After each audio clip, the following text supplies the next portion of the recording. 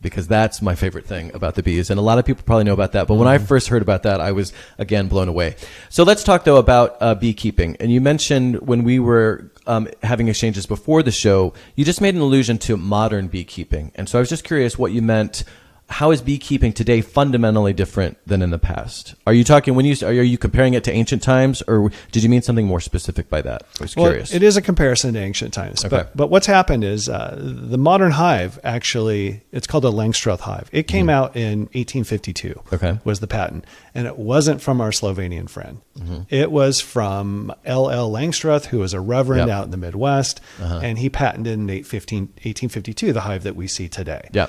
What he found out was that if a bee had a space of about 3/8 of an inch between any two objects, the bee would draw a comb on it and they would basically lay their brood in there as well as put their honey in there.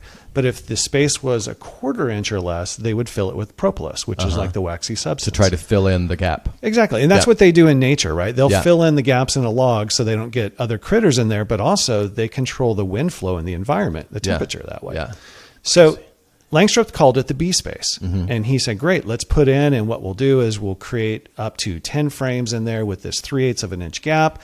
And the bees loved it. Yeah. And so it was the major fundamental change between everything that had happened before, which is mostly natural beekeeping, and that is robbing honey out of forests. It's Winnie the Pooh. Yeah. Yeah. Winnie the Pooh.